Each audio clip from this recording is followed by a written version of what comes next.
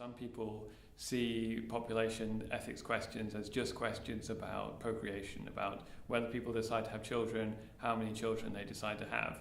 For other people, population ethics is not about the process of having children, it's about the end result, about the population that we create, how many people are alive at any one time, how we distribute resources between them, and whether people are happy or not.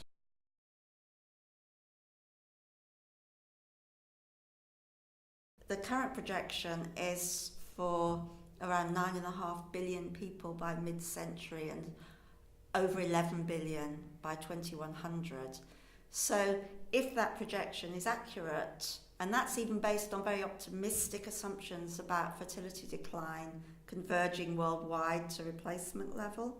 So even then we're looking at a world which has enormously more people than we have today. At the same time as population growth has increased, our technological ability has increased at the same pace or even higher pace.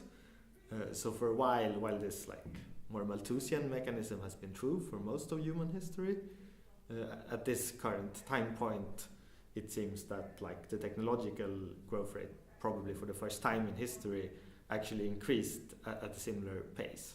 Trying to say, we'll come up with a technological solution as an excuse for doing nothing about population growth, it's about tolerating population growth risk.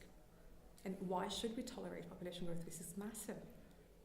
And then that reverts back to, because trying to meddle with people's decisions in family making would be a massive harm. It probably will be a harm to some people. To other people, reproductive autonomy is not as important. But to some it can be really important. But is it so important that it justifies tolerating the risks? In Africa, we see numbers differently. For us, numbers is good. The bigger the number, the better it is. There is a real tension between reproductive rights, which is supposed to trump everything else, and the rights of future people to inherit a reasonable Earth system. There's very much a wrong way to talk about population, I think, and that would be a way that kind of isolates it from questions of global justice and says, well, this is a population, this population issue is something that we need to focus on its own, and then you have a danger of starting to incentivize policies that say, well, birth rates are highest in the developing world, it's their problem, they've got to sort it out, and I think that would very much be the wrong way to look at it. It would be completely unjustifiable given that the high per capita consumption in the developed world is very much what has been causing environmental problems so far, and it also has very dangerous implications. The Easterlin paradox, which suggests that for the last 60 years since we've been collecting data on life satisfaction, people in the Western world haven't got any more satisfied with their lives.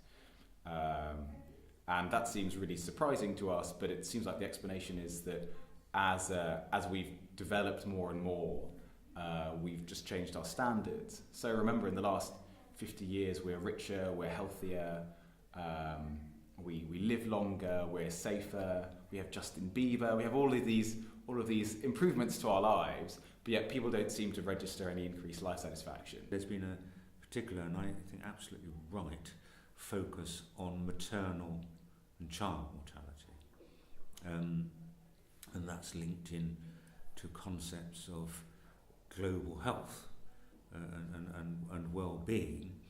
And I think there's a very strong body of support across all the political parties that want to see more action and to push for our international development efforts to specifically focus on that.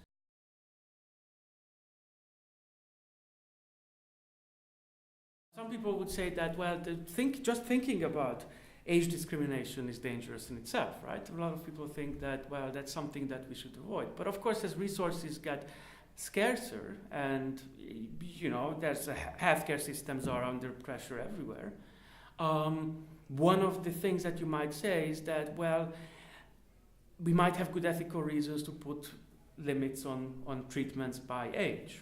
I think we shouldn't rule out the ideas of social disapproval if we feel that we need to be contained in our reproductive habits. Now, I don't want that sounds really bizarre, but we give up our rights for environmental purposes. We can't smoke in public these days. Now, to a smoker, his right has been denied. He has to go out. But we feel that the right to have a airspace which is unpolluted of cigarette smoke trumps. We have compulsory vaccination against communicable diseases. Again, that's a cost, and somebody might say it's a violation of my right. Somebody's vaccinating me. Why? Suppose I don't want to be vaccinated. When you consider the risks of overpopulation, there's probably a duty to act. If you want to suggest any strategy, you really need to understand the people, as an insider. So that if you bring your whole, let's say, family planning methods and all that, it might not really work because our understanding is totally different. We need more people. It's not a disagreement about facts necessarily, but a disagreement about values to a certain extent, because you can accept that we ought to do something about population, but you may think that this translates into different duties for different people or different nations, depending on their history and their current trends and makeup. Migration, by and large, didn't really come into it, but as we've seen over the past 20, particularly the past 15 years, it's come to virtually dominate the discussion on population.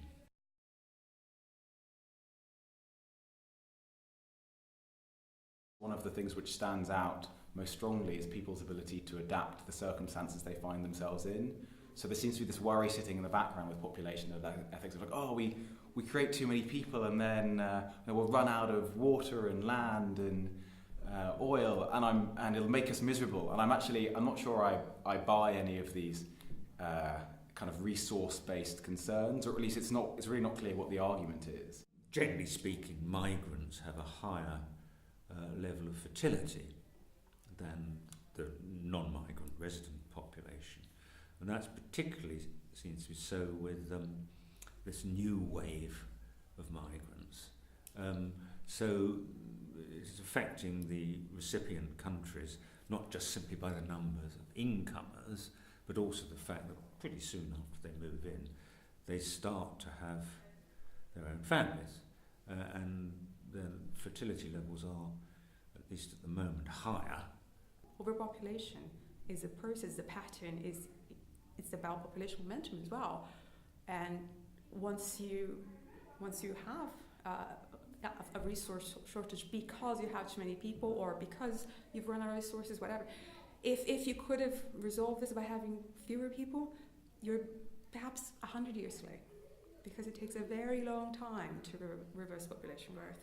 Now you have this sort of unparalleled state in human history where you have societies with very many old people, right?